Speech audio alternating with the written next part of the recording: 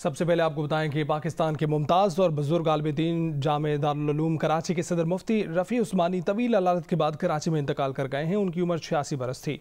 मुफ्ती रफ़ी उस्मानी मुमताज़ आलिम दीन मुफ्ती शफ़ी उस्मानी के बड़े साहबजादे थे। मुफ्ती आज़म पाकिस्तान रफ़ी उस्मानी तवील अलालत के बाद कराची में खालिक हकीकी से जा मिले। मरहूम मुफ्ती तकी उस्मानी के बड़े भाई जामे दारुल उलूम कराची के सदर और दारुल मदारिस अल अरेबिया के सरपरस्त आला भी थे। वो तक़सीम हिंद से कबल हिंदुस्तान के सूबे देवबंद में 21 जुलाई 1936 को पैदा हुए थे। मुफ्ती आज़म पाकिस्तान रफ़ी उस्मानी तवील अलालत के बाद कराची में खालिक हकीकी से जा मिले। मरहूम मुफ्ती तकी उस्मानी के बड़े भाई जामे दारुल उलूम कराची के सदर और दारुल मदारिस अल अरेबिया के सरपरस्त आला भी थे। वो तक़सीम हिंद से कबल हिंदुस्तान के सूबे देवबंद में 21 जुलाई 1936 को पैदा हुए। तहरीक पाकिस्तान के रहनुमा और मुफ्ती आज़म पाकिस्तान मुफ्ती मोहम्मद शफ़ी उस्मानी के बड़े साहबजादे थे। उन्होंने इब्तिदाई तालीम अपने वालिद मोहम्मद शफ़ी देवबंदी से पाई। उनका शुमार पाकिस्तान के सरकर्दा उलमा में होता था। उन्होंने दर्जन भर किताबें लिखी, जिनमें दर्स मुस्लिम, दो कौमी नजरिया और नवादुल फ़िक़्ह काबिल जिक्र हैं। गवर्नर सिंध कामरान टिसोरी और वज़ीर आला मुराद अली शाह समेत सियासी, समाजी और मजहबी शख्सियात ने मुफ्ती रफ़ी उस्मानी के इंतकाल पर गहरे दुख का इजहार किया है। इमरान खान की जानिब से मजीद 2 घड़ियां बेचने की तफसीलात सामने आ गई हैं। नवंबर 2018 में ये दोनों घड़ियां भी कैश में बेची गईं और उसी दिन तोशा खाना को कैश में अदायगी की गई। इमरान खान ने एक घड़ी की कीमत तोशा खाना से 38 लाख रुपए लगवाई और उसी दिन 52 लाख रुपए कैश में बेच दी। उन्होंने दूसरी घड़ी की मालियत 15 लाख रुपए लगवाई और उसी दिन 18 लाख रुपए कैश में बेच दी। यानी इमरान खान ने मार्केट में 70 लाख रुपए की 2 घड़ियां बेची और दोनों घड़ियों के एवज सिर्फ 10,48,000 रुपए कौमी खजाने में जमा कराए। बाकी 59.5 लाख रुपए जेब में रख लिए। जियो न्यूज़ के प्रोग्राम आज शाहजेब खानज़दा के साथ में मजीद हक़ाइक़ सामने लाए गए।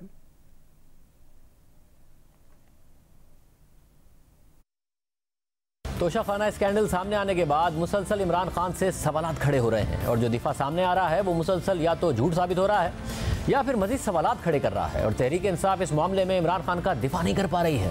और अब जो मजीद तफसीलात सामने आई हैं उसके मुताबिक 2 मजीद घड़ियों के सबूत सामने आ गए हैं जो इमरान खान ने इक़्तिदार में आकर तीसरे महीने में ही बेच दी थी। इस्लामाबाद की उसी मार्केट में उसी दुकान को बेच दी थी और एक बार फिर कैश में बेच दी थी। और दिलचस्प बात यह है कि जिस दिन इमरान खान ने हुकूमत पाकिस्तान को 20% कीमत कैश में इन घड़ियों की अदा की, उसी दिन दोनों घड़ियां मार्केट में कैश में बेच भी दी। यानी फिर वही सवाल उठ गया है कि इमरान खान ने ये दोनों घड़ियां भी पहले कैश में बेची, फिर हुकूमत को 20% कीमत अदा की और फिर बाकी मुनाफा अपने पास रख लिया। द न्यूज़ में रिपोर्टर कासिम अब्बासी जो दस्तावेज़ात सामने लाए हैं उसके मुताबिक आप स्क्रीन पर देख सकते हैं कि इमरान खान ने 28 नवंबर 2018 को मार्केट में 2 रोलेक्स घड़ियां 70 लाख रुपए की रकम में बेच दी। एक घड़ी की कीमत 52 लाख रुपए वसूल की और दूसरी घड़ी की कीमत 18 लाख रुपए वसूल की। ये दस्तावेज़ात खुद इमरान खान ने जमा करवाई हैं और इसमें एक बार फिर हाथ से लिखी हुई इस्लामाबाद की एक छोटी सी दुकान की रसीद दिखाई गई है। और ये वही दुकान है जिसे 2020 में फरोख्त कर दिया गया था और इसका मालिक भी गायब है।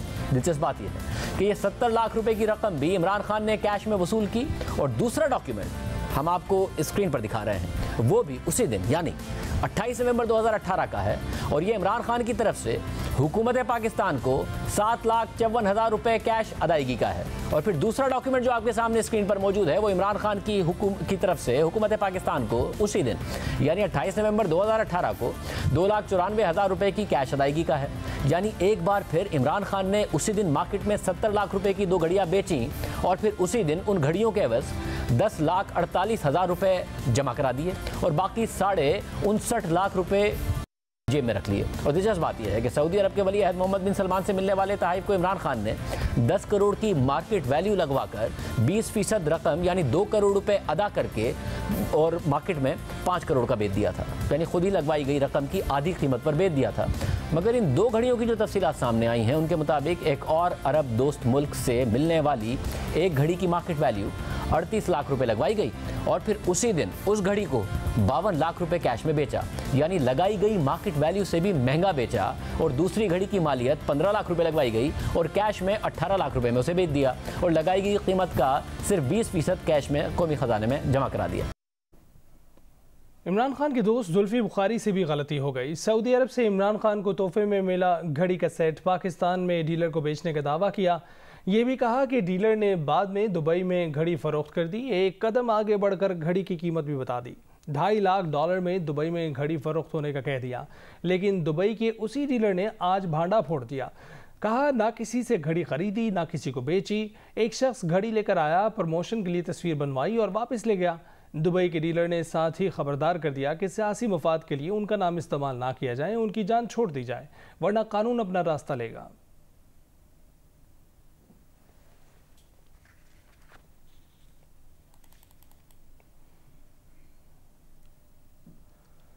सऊदी अरब से इमरान खान को तोहफे में मिली घड़ी के खरीदार ने राज खोल दिया। उमर फारूक ज़हूर ने कहा कि दुबई में घड़ियों के डीलर से घड़ी की प्रमोशन किसी और ने नहीं, जुल्फी बुखारी ने कराई थी।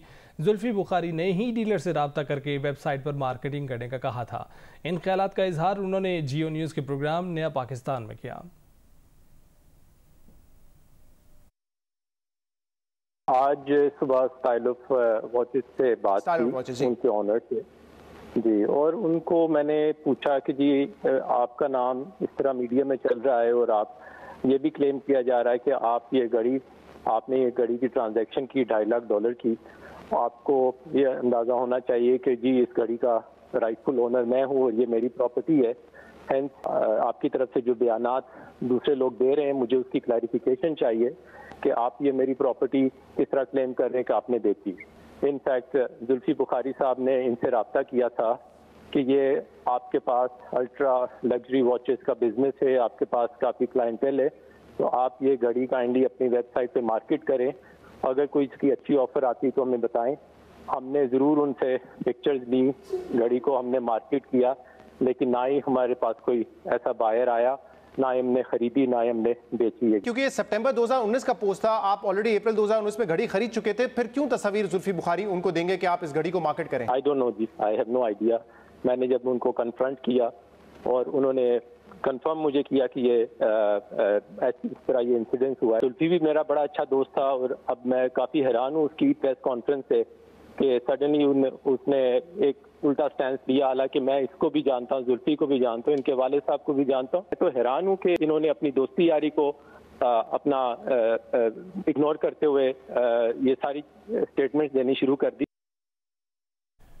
पीटीआई के रहनुमा जुल्फी बुखारी ने कहा है कि उमर फारूक ज़हूर झूठ बोल रहे हैं। उमर फारूक ज़हूर का ये दावा भी झूठा है कि उन दोनों की दोस्ती है। जुल्फी बुखारी ने कहा कि पूरी ज़िंदगी में उनकी उमर ज़हूर से कोई मुलाकात नहीं हुई। जुल्फी बुखारी ने कहा कि उमर फारूक ज़हूर का ज़हनी तवाज़ुन दुरुस्त नहीं है।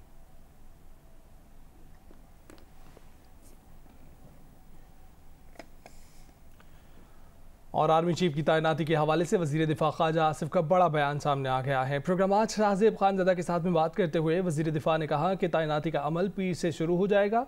मंगल या बुध तक नए आर्मी चीफ का नाम सामने आ जाएगा और 29 नवंबर को कमांड तब्दीली की तकरीब भी हो जाएगी। उन्होंने कहा कि इख्तिलाफ इमरान खान की ख्वाहिश ज़रूर हो सकती है, मगर तैनाती के हवाले से हुकूमत का अपने इत्तेहादियों या अस्करी क़यादत से कोई इख्तिलाफ नहीं है। उन्होंने कहा कि इमरान खान के लॉन्ग मार्च पर कारी ज़रब उस दिन लग जाएगी जिस दिन तैनाती का फैसला होगा।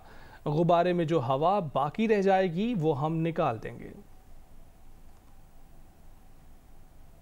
ये process will start rolling on Monday. अगले हफ्ते में जो है आपके सामने नए आर्मी चीफ जो है उनका नाम भी आ जाएगा और इंशाल्लाह ताला ड्यू डेट के ऊपर सेरेमनी भी हो जाएगी 29 नवंबर को। इमरान खान ने अपने मफादात के तहफ़्फ़ुज़ के लिए इस मसले को जो है वो कंट्रोवर्शियल और मुतनाज़ा बनाने की कोशिश भरपूर पिछले कई माह से कर रहे हैं। वो बार बार कह रहे हैं कि मियां नवाज शरीफ अपनी मर्जी का लगाएंगे तो वो पंजाब का आईजी की तरह हो जाएगा, या उससे ये अपने केस ख़त्म कराएंगे, या उससे ये कराएंगे वो कराएंगे। देखें, ये एक बड़ी सीरियस एलिगेशन ये आर्मी के 5 या 6 3 स्टार जनरल्स पे लगा रहे हैं। इनका झगड़ा जो है वो इसी बात पे हुआ कि ये सियासी मकासद के लिए इस्तेमाल करना चाहते थे और उन्होंने इनकार कर दिया। इसमें कोई रखना नहीं है, कोई शुबा नहीं है, कोई इसमें अबहाम नहीं है, लेकिन इमरान खान साहब ये इबहाम या शुबा पैदा करने की कोशिश कर रहे हैं। जो भी नाम हुआ आर्मी की क़यादत में और प्राइम मिनिस्टर में मुकम्मल इत्तफाक होगा। प्रोसेस है फौज का जिसके तहत वो नाम भेजते हैं, उन्हीं नाम उसमें से एक नाम पे जो है इत्तफाक राय होगा। एक साहब जो है वो जॉइंट चीफ हो जाएंगे, दूसरे जो है वो चीफ ऑफ स्टाफ हो जाएंगे। ये ख्वाहिश ज़रूर हो सकती है इमरान खान साहब की या कुछ और लोगों की, लेकिन इसमें बिल्कुल कोई सच्चाई नहीं है। बिल्कुल इत्तफाक राय होगा, बिल्कुल वो इस फैसले को ऑन बोर्ड होंगे। इस फैसले पे मंडे को ये मामला मूव होता है तो ट्यूसडे या वेडनेसडे को उसका जो है अल्लाह के फजल से जो है वो फाइनलाइज हो जाता है। कारी ज़रब उस दिन लग जाएगी जिस दिन वो फैसला होगा। तो ये सारी गुब्बारे में से हवा जो है बाकी जो रह गई है वो हम निकाल देंगे, इंशाअल्लाह ताला खैर करेगा। सिंध हाई कोर्ट ने दूसरे मरहले में कराची और हैदराबाद डिवीजन में बल्दियाती इंतखाबात का शेड्यूल जारी करने का हुक्म देते हुए सिंध हुकूमत इलेक्शन कमीशन को नफरी फराहम करने की हिदायत कर दी। बल्दियाती इंतखाबात में ताख़ीर के खिलाफ दरख्वास्तों की समाअत के दौरान advocate general Sindh Hasan Akbar PTI रहनुमा खुरम शेर जमान और दीगर अदालत में पेश हुए। अदालत ने जमात इस्लामी और पाकिस्तान तहरीक इंसाफ की दरख्वास्तों पर महफूज फैसला सुनाते हुए इलेक्शन कमीशन को बल्दियाती इंतखाबात के शेड्यूल का ऐलान करने का हुक्म दे दिया। अदालत ने हुक्म दिया कि सिंध हुकूमत इलेक्शन कमीशन को नफरी फराहम करे। दरख्वास्तों में जमात इस्लामी और तहरीक इंसाफ ने जल्द बल्दियाती इंतखाबात की इस्तदा की थी। सिंध हाई कोर्ट ने 14 नवंबर को दरख्वास्तों पर फैसला महफूज किया था। कराची के इलाके लांढी में 3 रोज़ कबल लापता होने वाली बच्ची की लाश खाली प्लॉट से मिल गई। बच्ची से ज़्यादती और तशद्दुद की तस्दीक हुई है। बच्ची के वालिदैन का कहना है कि वो 2 रोज़ तक थाने के धक्के खाते रहे मगर ना मुकदमा दर्ज हुआ, ना ही पुलिस की जानिब से कोई मदद मिली। MAP सर्विसेज ग्रुप की बानी और चेयरपर्सन हुमा फ़खर ने कहा है कि रियाज इकनॉमिक फोरम जैसे मुकालमे में शिरकत करना एहसास की बात है। 10 शुबों की डिजिटलाइजेशन पर वर्कशॉप ने बेहतरीन हिकमत अमली की अक्कासी की। ये फोरम एक ऐसी कौम की हकीकी अक्कासी करता है जो सिर्फ आवाम की फलाह बहबूद के लिए काम करती है। मुआशी और समाजी मंजरनामे को गैर मामूली रफ्तार से तब्दील किया जा रहा है। दिफाई नुमाइश आइडियाज़ के 11वें बाब का आज आखिरी दिन है। कराची एक्सपो सेंटर की रौनकें चौथे रोज़ भी बरकरार रहीं। पाकिस्तान की दिफाई काबिलियत दुनिया के 50 से ज़ायद मुल्क शहर कायद में देख रहे हैं। रियाज एंडी की ये रिपोर्ट देखते हैं। आइडियाज़ के चौथे दिन भी नुमाइश की रौनकें कम नहीं हुई। लोग सवाल करते हैं कि नुमाइश पर सौदे कितने हुए। समझना ये ज़रूरी है कि नुमाइश मार्केट का महज एक जुज़्व है जो राब्ते बनाता है। कारोबार उसके बाद होता है। नुमाइश ने राब्ते बनाने का काम बखूबी किया है और गैर मुल्कियों और हमवतनों ने पाकिस्तानी दिफाई सलाहियत को देखा है और पाकिस्तान की सलाहियत का एतराफ़ किया है। आपको नज़र आता है कि we are empowered with lot of things और हम आगे फ्यूचर में अपना डिफेंस खुद कर सकते हैं और हमारे पास कैपेबिलिटी है। इस तरह की एग्जीबिशन होती है, एक दिल में एक सुकून होता है कि वी आर लीडिंग। पाकिस्तानी दिफाई शोबा ज़रूरत के मुताबिक टेक्नोलॉजी को ढाल सकता है। उनकी ये सलाहियत मुल्क के दूसरे शोबे खुसूसन ज़राअत अपनी ज़रूरत के लिए इस्तेमाल कर सकते हैं। UAE के पास हम लोगों ने एग्रीकल्चर ड्रोन्स जो हैं वो उनको दिए थे for agriculture purposes. Food security भी तो एक दफ़ा है। नुमाइश पर सिंध हुकूमत के नासिर हुसैन शाह भी तशरीफ़ लाए। पाकिस्तान की सलाहियत देखकर बहुत मसरूर थे। कैमरामैन जावेद उमरानी के साथ रियाज एंडी, जियो न्यूज़, कराची।